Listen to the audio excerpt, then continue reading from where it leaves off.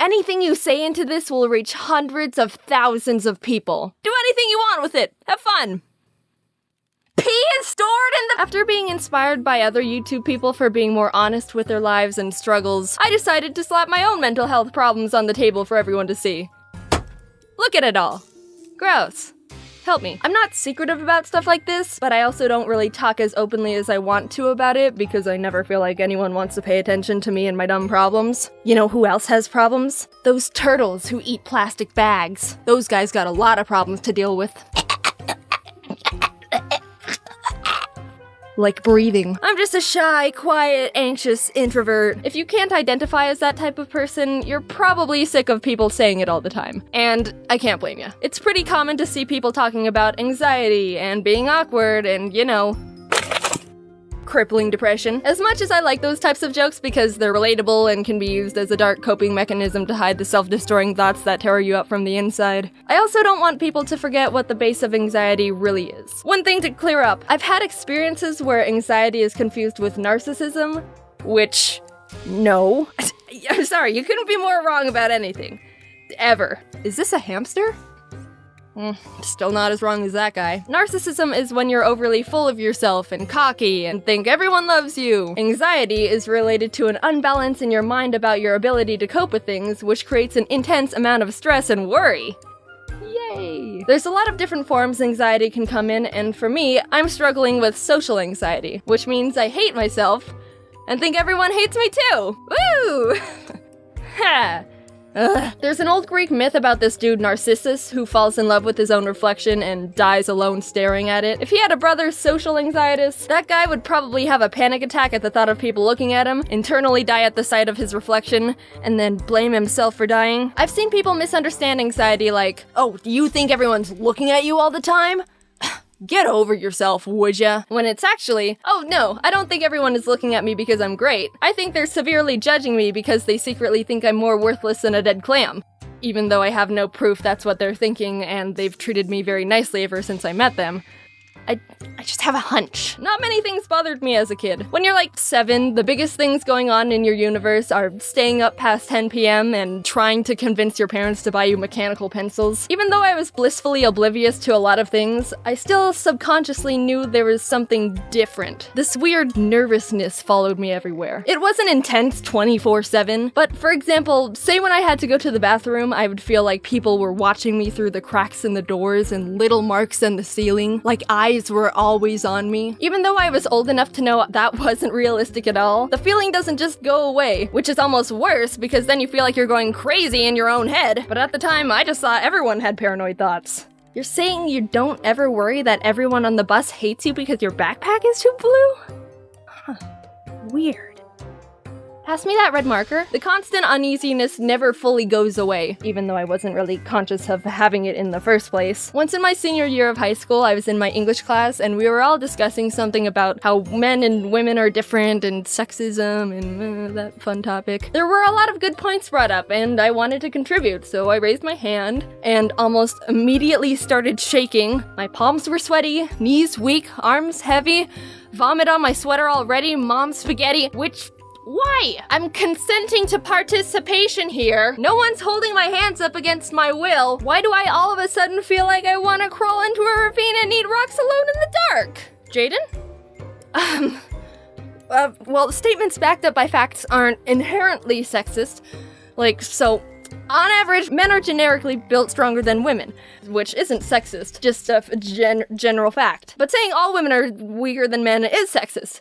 So, you're not sexist if, you say to a guy, dude, you can't have babies. What am I saying? Who am I? While trying to talk, I started shaking more, and my throat closed up, and my eyes were like, here, need some tears? Even though I chose to talk. Why am I like this? I don't understand. And one day, it just came to me, like a mailman slipped a piece of paper under my brain's doorstep. Oh, I have anxiety! I still don't feel any better about anything. Maybe a bit worse.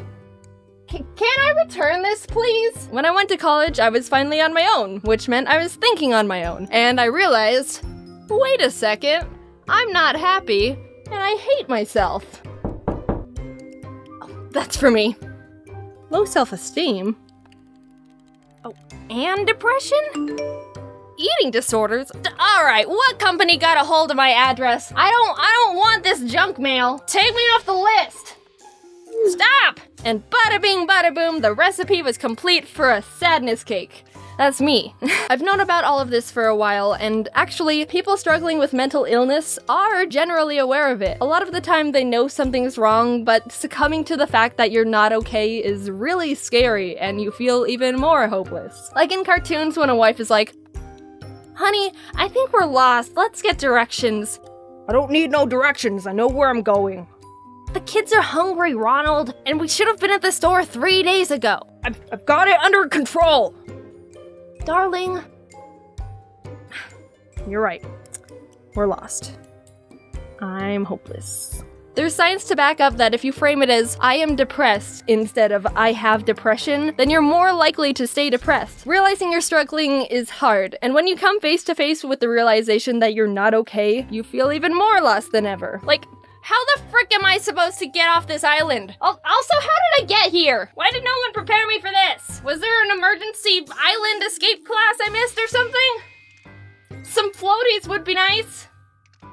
Get out of here, mailman, it's Sunday. I was under the impression that opening my problems to people would bring them down with me, or bother them. Just get really messy. So I went full John Mulaney with everything. I'll keep all my emotions right here, and then one day I'll die.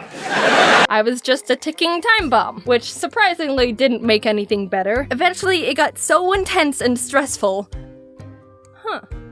Something tells me this isn't a healthy way to confront my problems. Even though I was terrified, I started being more open to close friends and family about things I'm struggling with. I began seeing a therapist, which was a bit weird at first. Hello, stranger with a degree. I'm here to tell you why I'm broken. But it gets easier as you work together, and finding the right therapist goes a long way too. These steps aren't automatic problem solvers. I wish. But it really helps when you have support from people who want to be there for you. When problems become too heavy for you to carry on your own, the people who care about you most will come forward and be there to support you emotionally. They're not gonna watch you just get squished. So don't be afraid to talk to them. If you saw someone struggling and you really cared about them, you wouldn't hesitate to come to their aid as well. I hope so. So take it from me. Don't torture yourself. Actually, don't torture anything. Cool. Yeah.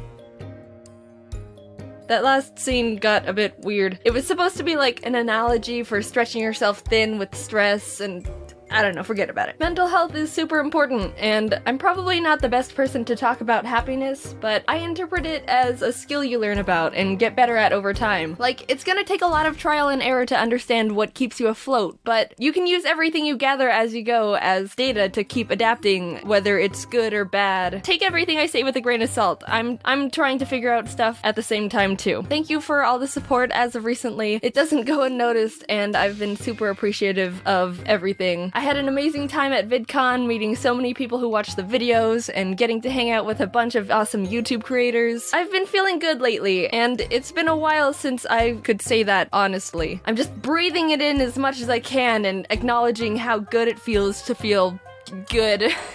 I'm rambling. Thanks for watching the video. I'll talk to you later. Bye.